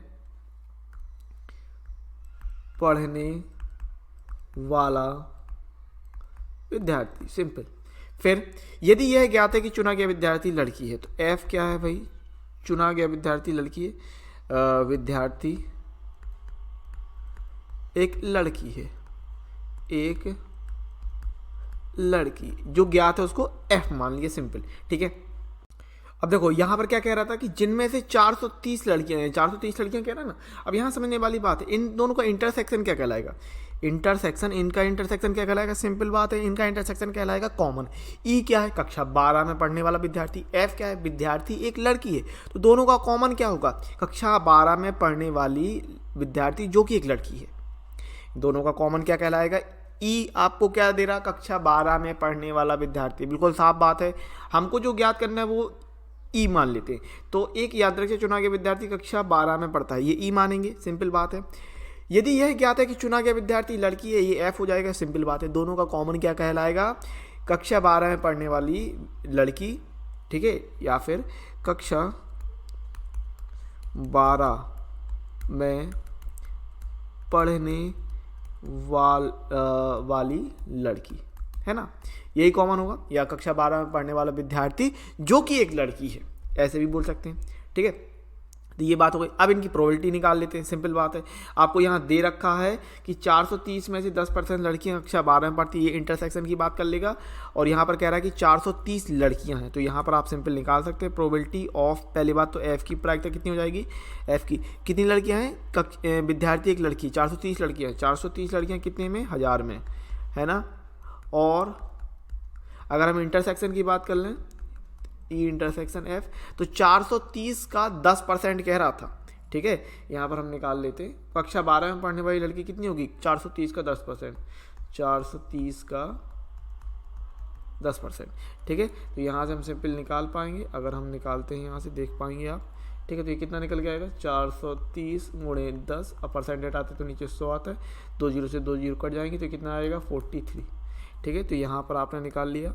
और probability of E intersection F कितना हो जाएगा, 43/1000 हो जाएगा, बिल्कुल हो जाएगा, ठीक है। इसमें किसी को कोई परेशानी नहीं होनी चाहिए। मैंने एक एक पॉइंट भैया बड़ी ध्यान से समझाने की कोशिश की है, और अगर कोई दिक्कत आ रही है तो फिर से मेरी बात सुन लेना मैं क्या कह रहा हूँ, ठीक है। हाँ, यहाँ पर आप डायरेक्ट लिख लेंगे अब, अतः अभीष्ट प्रायिकता, एक एक लाइन को ध्यान से सुनिए, क्या हो रहा है क्या नहीं हो रहा है, किस तरीके से करना है, पूरी चीज़ क्लियर होगी, ठीक है। अभीष्ट प्रायिकता ई बाई एफ कितना, पहले इंटरसेक्शन लेंगे अपॉन पी एफ, तो कितना हो जाएगा, ये इंटरसेक्शन 43/1000 अपॉन 430/1000, तो ये कितना ले रहे हैं, 43/1000 मल्टीप्लाई 1000/430, यानी आंसर यहाँ से कितना आ जाएगा, simple P E by F बराबर 1/10, ये आंसर हो जाएगा। ओके, उदाहरण नंबर 5 की बात करते हैं, ठीक है। ध्यान दीजिए सवाल, एक पासे को 3 बार उछालने के परीक्षण में घटना ए तथा बी को निम्न प्रकार से परिभाषित किया गया है, ठीक है। ए कह रहा है तीसरी उछाल पर संख्या 4 प्रकट होना, बी कह रहा है पहली उछाल पर संख्या 6 और दूसरी उछाल पर संख्या 5 प्रकट होना। यदि बी का घटित होना दिया गया है तो घटना ए की प्रायिकता ज्ञात कीजिए। देखो, बी के घटित होने पर ए की प्रायिकता क्या कहलाएगा, आपको क्या निकालना है, probability of A by B. जो ज्ञात है उसको हम अपॉन में रखते हैं, जिसको ज्ञात करना है उसको हम ऊपर रखते हैं, ठीक है, अंश में रखते हैं। क्लियर बात है। अच्छा, अब एक पासे को जब हम 3 बार उछाल रहे हैं तो एक पासे को एक बार उछालने पर 6 परिणाम मिलते हैं, है ना। तो 3 बार उछालने के लिए 6 गुणे 6 गुणे 6 कर देंगे, तो एक पासे को 3 बार उछालने पर कुल परिणाम कितने हो गए आपके, 216, सिंपल बात है। अब यहाँ देखो, यहाँ पर हम कुल परिणाम 216 नहीं लिखते रहेंगे, वरना पूरी रात 216 लिखने में निकल जाएगी।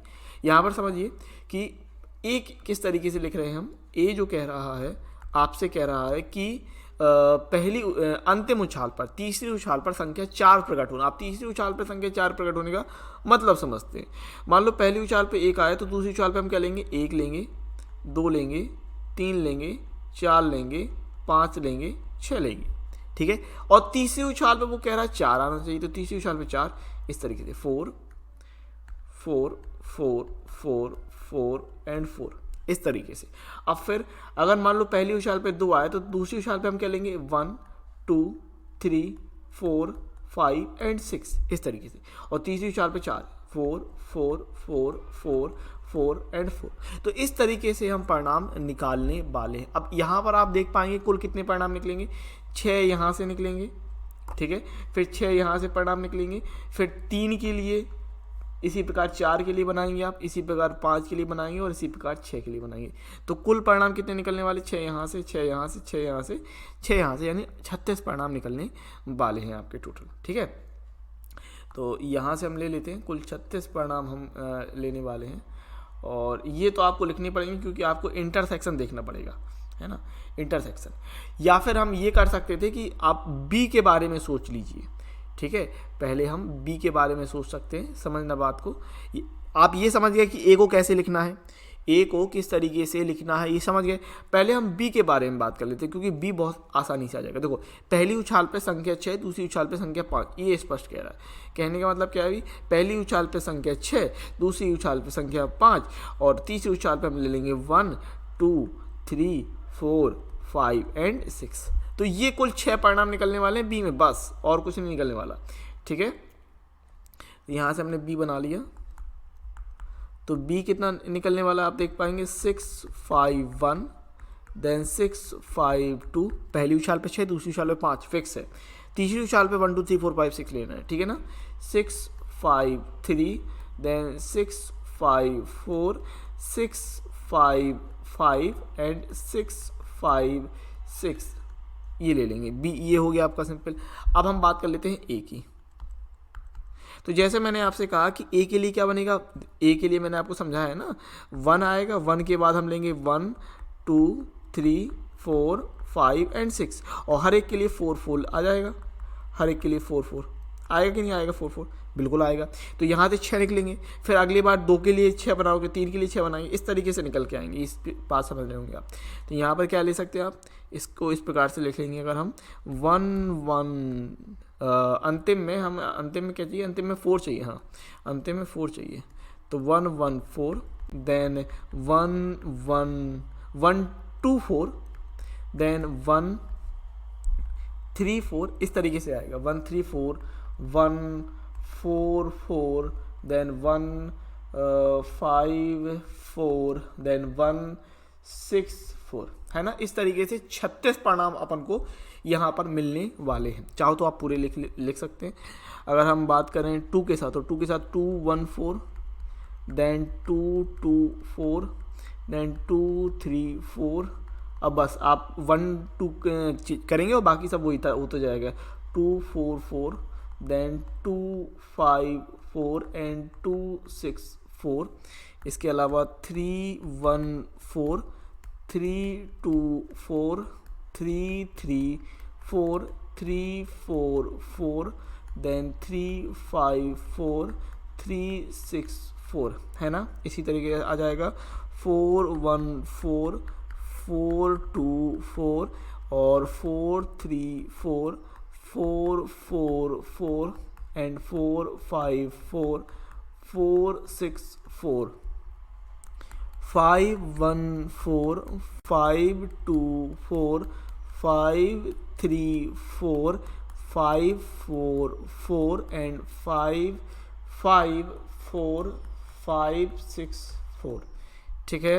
6 1 4, 6 2 4, 6 3 4, 6 4 4 एंड 6 5 4 6 6 4, ठीक है। इतना आपने मशक्कत किया क्योंकि इनके बीच में हमको कॉमन देखना है। अब देखो, अगर मैं बात करूं कॉमन की, तो कॉमन बहुत आसानी से आप बता सकते थे, क्योंकि यहाँ आप देख रहे हैं 6 5 1, 6 5 2, 6 5 3, इस तरीके से। तो कॉमन जो निकलेगा वो 6 वाली लाइन से निकलेगा, और कॉमन जो हो जाएगा आप देख पाएंगे 6 5 4 एंड 6 5 4 कॉमन है। तो अगर मैं आपसे कहूँ कि आप किताब के आधार पर बीच वाला पार्ट छोड़ना चाहें, तो बीच वाला पार्ट बहुत आसानी से छोड़ सकते थे, और एक थोड़ा सा दिमाग लगा के कि आखिर कॉमन क्या रहेगा, ये सोच के आप कॉमन बहुत जल्दी निकाल सकते थे। इनके बीच में इंटरसेक्शन की अगर मैं बात कर लूँ, ए इंटरसेक्शन बी, तो इंटरसेक्शन कितना हो रहा है 6 5 4 इंटरसेक्शन हो रहा है।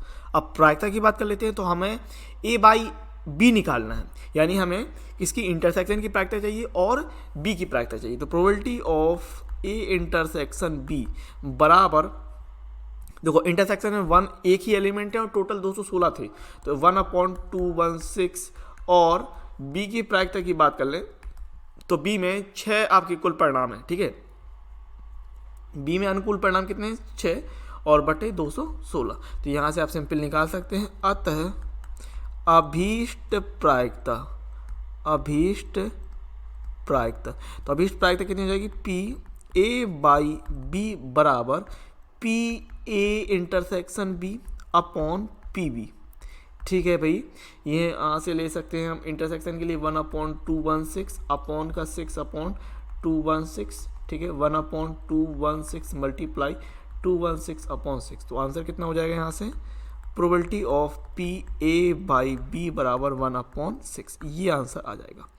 कोई भी समस्या नहीं होनी चाहिए। देखो अगर किसी को कोई प्रॉब्लम आ रही है, इसका मतलब आप ध्यान लगा के नहीं देखने वाले। मैं क्या कह रहा हूँ, बहुत ही ध्यान से समझिएगा, अच्छे से समझिएगा क्या हो रहा है क्या नहीं हो रहा है। एक एक पॉइंट, मैं कह रहा हूँ एक एक पॉइंट आपको समझ में आएगा, कोई भी दिक्कत नहीं होगी अगर आप मन लगा के, ध्यान लगा के, मेहनत करके पढ़ाई कर रहे हैं। तो आगे बात करते हैं, उदाहरण नंबर 6 देखते हैं। और कह रहा है आपसे कि एक पासे को 2 बार उछाला गया और प्रकट हुई संख्याओं का योग 6 पाया गया, ठीक है। तो ज्ञात क्या है हमें, कि जो योग है वो 6, ठीक है ना। संख्या 4 के न्यूनतम एक बार प्रकट होने की साप्रतिबंध प्रायिकता ज्ञात कीजिए। जो ज्ञात करना होता है उसको ई मान लेंगे, और जो दिया हुआ मतलब जो ज्ञात है, जो आपको निकालना है, जिसका आंसर निकालना है उसको ई मानना है, और जो आपके पास ऑलरेडी है, ज्ञात है, उसको एफ मान लेना है, ठीक है। सो संख्या 4 के न्यूनतम एक बार प्रकट होना, ये हो गया ई के लिए, और संख्याओं का योग 6 होना, ये हो गया एफ के लिए, ठीक है। अच्छा, पासे को 2 बार उछालना है तो 6 गुणे 6 यानी 36 कुल परिणाम हो जाएंगे। तो ई हमने यहाँ से ले लिया, ई संख्या 4 का एक बार आना, संख्या 4 का न्यूनतम एक बार आना, न्यूनतम एक बार आना। न्यूनतम का मतलब ये है कि आप 2 बार पासा उछाल रहे हैं तो कम से कम 2 बार भी, अधिकतम 2 बार जा सकते हैं, कम से कम एक बार और ज़्यादा से ज़्यादा 2 बार। संख्या 4 का न्यूनतम एक बार प्रकट होना, एक बार प्रकट होना। तो ये यहाँ से ई हम बनाएंगे, अगर सैंपल इसके लिए ई के लिए क्या एलिमेंट निकल के आएंगे। संख्या 4 का एक बार प्रकट होने का मतलब हो गया, ये हम ले सकते हैं 1 4 2 4 3 4 4 4 5 4 6 4 एंड फिर हम 4 1 4 2 4 3। अच्छा 4 4 नहीं लेंगे क्योंकि एक बार आप 4 4 ले चुके हैं, ठीक है। सो 5 4 5 4 5 एंड 4 6। तो इस तरीके से हमारे पास कुछ 11 एलिमेंट निकलेंगे, ठीक है। देन हम एफ कह देंगे कि संख्याओं का योग 6 होना, ठीक है। पासे में संख्याओं का योग 6 होना, संख्याओं का योग 6 होना, ठीक है। तो संख्याओं का योग 6 कब हो पाएगा, अगर हम बात करते हैं तो 1 5 में 1 और 5 जोड़िए तो 6 हो जाएगा, और 2 और 4 जोड़ने पर, 3 और 3 जोड़ने पर, इसके अलावा 4 2 एंड 5 1, ठीक है ना। अब ये मत कहना कि सर 6 0 भी तो 6 होता है, तो भैया डाइस में 0 नहीं आता है ना, तो 6 0 नहीं लेंगे, क्लियर बात है। अब इन दोनों के बीच में कॉमन देख लेंगे, इंटरसेक्शन ई इंटरसेक्शन एफ क्या निकल रहा है भाई, तो ई इंटरसेक्शन एफ कॉमन कितना है 4, जो 4 वाला मैटर होगा वो होगा कॉमन, 4 2 एंड 2 4 यही कॉमन होगा। सो ये हो जाएगा 2 4 एंड 4 2, ये कॉमन हो जाएगा। अब प्रोबेबिलिटी की बात कर लेते हैं, तो प्रायिकता probability of E intersection F, ठीक है। तो ये 2 एलिमेंट हैं और टोटल कितने एलिमेंट थे 36, और एफ की प्रायिकता देख लेते हैं, तो प्रोबेबिलिटी ऑफ एफ, तो एफ में कुल एलिमेंट है हमारे पास 5, ठीक है। तो ये हो जाएगा 5/36, सिंपल। तो यहाँ से हम निकाल सकते हैं, अतः अभीष्ट प्रायिकता, ठीक है ना। तो हमको निकालना है ई बाई एफ की प्रायिकता, है ना। So probability of E intersection F upon probability of F, so ये हो जाएगा 2/36 अपॉन 5/36। तो ये कितना हो रहा है 2/36 गुणे 36/5। तो यहाँ से हमने आंसर कितना निकाल दिया, probability of E by F हो गया 2/5 आंसर, ठीक है। तो इस तरीके से करना था, सिंपल चीज़ है, कोई दिक्कत नहीं होनी चाहिए, ठीक है। उदाहरण नंबर 7 की बात करते हैं, जरा ध्यान से समझिएगा इस सवाल को, ठीक है, क्योंकि यहाँ पर तो अभी तक आपने सिक्के के लिए अलग सवाल था और पासे के लिए अलग सवाल था। अब यहाँ पर इस सवाल में सिक्का और जो पासा है दोनों एक साथ कर दिए हैं, तो किस तरीके से प्रायिकता निकालनी समझिएगा। एक सिक्के को उछालने के परीक्षण पर विचार की। तो सबसे पहले हमने एक सिक्का उछाला, अब सिक्का उछालेंगे तो या तो हेड आएगा या टेल आएगा, ठीक है। यदि सिक्के पर चित्त प्रकट हो यानी हेड आए तो सिक्के को पुनः उछालें, मतलब अगर सिक्के पर हेड आया, एच आने पर हम हेड टेल फिर से लेंगे, मतलब एच आने पर हमने सिक्के को फिर से उछाला। परंतु यदि सिक्के पर पट प्रकट हो तो हम पासे को फेंकते हैं। अब अगर टेल आता है, पट आता है, तो हम पासे को फेंक देते हैं, तो वहाँ से 1 2 3 4 5 6 लेंगे, ठीक है। यदि घटना कम से कम एक पट प्रकट होना का घटित होना दिया गया है, कम से कम एक पट यानी कम से कम एक टी होना घटित दिया गया है, ये आपका दिया गया है, तो इसको एफ मान लेंगे। तो घटना पासे पर 4 से बड़ी संख्या प्रकट होने की हिसाब प्रतिबंध प्रायिकता ज्ञात करो। तो जो ज्ञात करना है उसको ई मान लेंगे, पासे पर 4 से बड़ी संख्या के लिए वो कह रहा है। तो यहाँ पर हम बात कर लेते हैं। तो सबसे पहली बात कर ली हमने सिक्के की। हमने एक सिक्का लिया, ठीक है, सिक्का, और सिक्के को हमने उछाला। तो जब आप सिक्के को उछाल रहे हैं तो आपको क्या मिलेगा, या तो आपको हेड मिलेगा या टेल मिलेगा। मिलेगा कि नहीं मिलेगा, बिल्कुल। तो यहाँ से हमने सिक्का उछाला और सिक्के को उछालने पर हमको क्या मिला, हेड मिला और टेल मिला, हेड और टेल। बात को समझिएगा। अब सवाल आपसे ये कह रहा है कि अगर पट चित आता है, चित प्रकट होने पर सिक्के को पुनः उछालें, ये कह रहा है कि नहीं, बिल्कुल। तो अब हम यहाँ पर हेड आने पर सिक्के को पुनः उछाल रहे हैं, तो पुनः उछालने पर हेड और टेल मिलेगा, आपको मिलेगा कि नहीं मिलेगा, ठीक है। बात समझिएगा। सिक्का उछाला हमने, ठीक है। सिक्के को उछालने पर मान लो हेड आया, तो वो हेड आने पर, वो ये कह रहा है आपसे, हेड आने पर हम सिक्के को पुनः उछाल दें, तो पुनः उछालने पर क्या मिलेगा आपको, हेड और टेल ही मिलेगा कि नहीं मिलेगा, बिल्कुल। फिर आगे सवाल आपसे कह रहा है कि परंतु यदि सिक्के पर पट प्रकट हो तो पासे को फेंकें। अगर हम टेल आता है, पट आता है, तो उस केस में हम पासे को फेंक रहे हैं, तो पासे को फेंक देते हैं। यहाँ से कोई दिक्कत नहीं है। यहाँ से देखिए, पासे को फेंकने पर हमें क्या मिलेगा, 1 2 3 4 5 6 मिलेंगे, है ना। सो 1 2 3 4 5 एंड 6 इस प्रकार से मिलेगा। तो यहाँ से अगर मैं आपसे कहूँ कि इसका आप सैंपल स्पेस यानी हिसाब प्रतिबंध प्रतिदर्श समष्टि अगर आप बना रहे हैं तो आप आसानी से एस बना सकते हैं, ठीक है। यहाँ पर आप लिख लेंगे कुल परिणाम, या फिर आप इसको कह दें प्रतिदर्श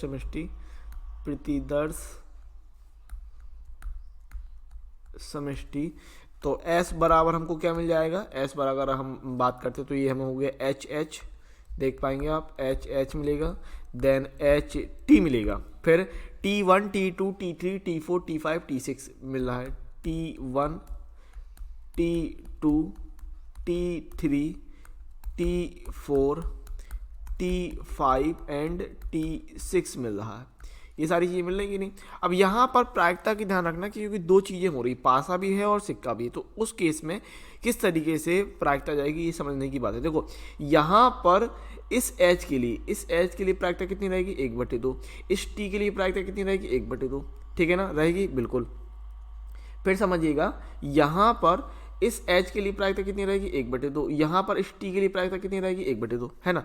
अब जो पासे के लिए 1 2 3 4 5 6 है, वहाँ पर प्रायिकता रहती है, जैसे पासे में बात करें तो पासे में 4 आना, इसकी प्रायिकता कितनी होगी, 1/6 होगी। पासे में 2 आना, इसकी प्रायिकता कितनी होगी, 1/6। तो इन सब के लिए 1 2 3 4 5 6 के लिए प्रायिकता हो जाएगी 1/6, यानी 1/6 1/6 1/6 1/6 1/6 एंड ये हो जाएगा 6 के लिए 1/6, ठीक है, प्रायिकता। तो यहाँ से अगर आप प्रायिकता सबकी देख रहे हैं, समझना बात को, अगर यहाँ से आप तो फिर प्रायिकता का अब यहाँ पर गुणा करेंगे तो H और H का, देखो H और H में प्रायिकता कितनी, 1/2 तो गुणा होगा 1/4 हो जाएगी। H और T की बात कर रहे हैं तो H की प्रायिकता 1/2, T की प्रायिकता 1/2 तो गुणा होगा 1/4 कर देंगे। T1 की प्रायिकता की बात करें तो T की प्रायिकता 1/2 और एक की प्रायिकता 1/6, तो गुणा होकर 1/12 कर दोगे, ठीक है। तो यहाँ सबकी प्रायिकता अलग अलग रहने वाली, इसलिए इस बात को ध्यान रखिएगा। तो जो यहाँ पर हमें ज्ञात करना है E, तो E कितना हो जाएगा, तो घटना पासे पर 4 से बड़ी संख्या प्रकट होना, E पासे पर 4 से बड़ी संख्या आना, ठीक है। यहाँ हम ले लेंगे पासे पर 4 से बड़ी संख्या आना, है ना, पासे पर 4 से बड़ी संख्या आना, इसको ले लेंगे। तो यहाँ से E कितना मिल जाएगा हमें, अगर हम बात करें E के लिए, तो 4 से बड़ी संख्या, पासे पर 4 से बड़ी संख्या कितनी हो जाएगी, T5 और T6। ये क्योंकि 4 से बड़ी संख्या 5 और 6 है, तो 5 और 6 किसके लिए है, T5 और T6 के लिए, तो ये हो जाएगा। देन F कह रहा है कम से कम सिक्के पर पट प्रकट होना, ठीक है। F कह रहा है कम से कम एक पट आना, ये कह रहा कम से कम एक पट प्रकट होना, है ना, कम से कम एक पट प्रकट होना। तो कम से कम एक पट का मतलब है एक टी हो, तो एक एच को छोड़ के, देखो यहाँ पर इस एच को छोड़ के बाकी सब में एक टी दिया हुआ है, तो सब ले लेंगे इस तरीके से। यहाँ पर एफ कितना आ जाएगा हमारे पास, एक तो एच टी, फिर T1 T2 T3 T4 T5 and T6, ये आ जाएगा, है ना, इतना आ जाएगा। अब देखो f की प्रायिकता भी चाहिए, तो इसकी हम प्रायिकता भी निकाल लेते हैं सीधे सीधे। तो प्रोबेबिलिटी ऑफ f, तो देखो जैसे मैंने आपसे कहा कि h के लिए 1/2, t के लिए 1/2 हो जाएगा, तो यहाँ से कितनी 1/4 लेना है। इसके लिए हमारे पास कितना निकल के आएगा, 1/4 आएगा। और T1 T2 T3 T4 T5 T6 इन सब के लिए 1/12 आएगा। क्यों? क्योंकि t की तो होगी 1/2, t के लिए निकलेगी 1/2 और 1 के लिए निकलेगी 1/6, तो 1/2 और 1/6 का गुणा करेंगे तो कितना हो जाएगा, 1/12 हो जाएगा। तो यहाँ से हम सिंपली कह सकते हैं प्लस का 1/12 plus 1/12 plus 1/12 plus 1/12 plus 1/12 plus 1/12, ठीक है। तो इस तरीके से प्रायिकता निकालेंगे, इस बात को ध्यान रखना जब आपको अलग अलग चीज़ें दी होती हैं, ठीक है ना।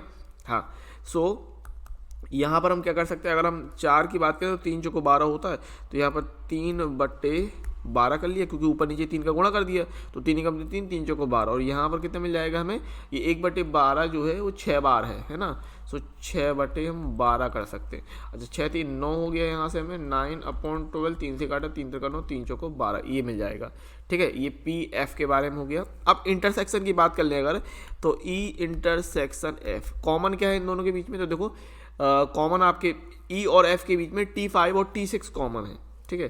सो यहाँ से T5 एंड T6 हमने कॉमन निकाल लिया, तो ये इसकी प्रायिकता निकाल लेते, probability of E intersection F। सो यहाँ से T5 के लिए 1/12 और T6 के लिए भी 1/12 रहेगा, 2/12 हो गया, तो ये कितना मिल जाएगा, 1/6 मिल जाएगा। तो अब इसका इंटरसेक्शन, अब आपको जो चाहिए अतः अभीष्ट प्रायिकता, ठीक है। तो यहाँ से आप लिख देंगे अतः अभीष्ट प्रायिकता, ठीक है।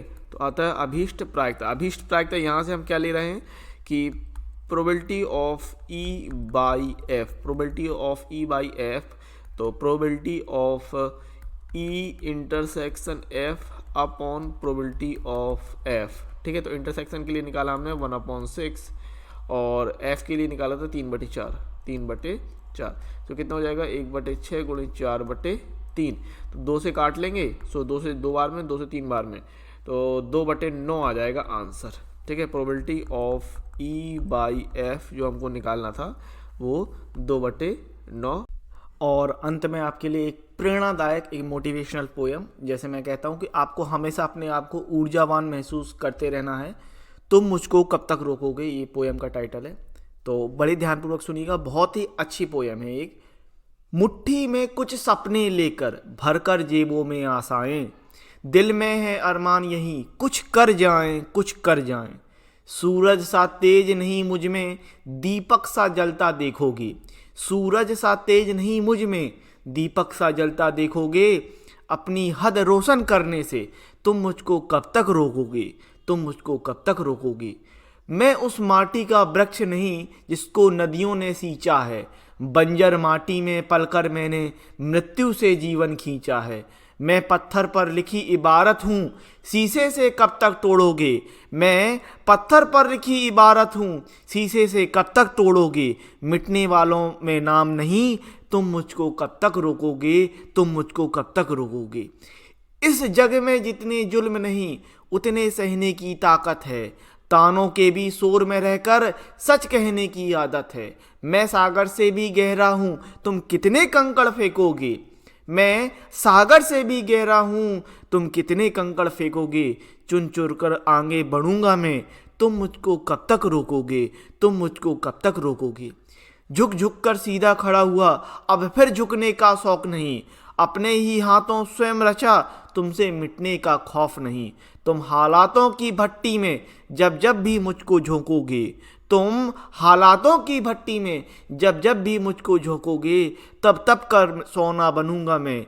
तुम मुझको कब तक रोकोगे, तुम मुझको कब तक रोकोगे। तो इस प्रकार से यह वीडियो यहीं समाप्त होता है। उम्मीद है वीडियो आपको बहुत पसंद आया होगा। यदि वीडियो आपको अच्छा लगता है तो हमारे चैनल को सब्सक्राइब करने के साथ साथ वीडियो को लाइक शेयर कमेंट्स करना मत भूलिएगा।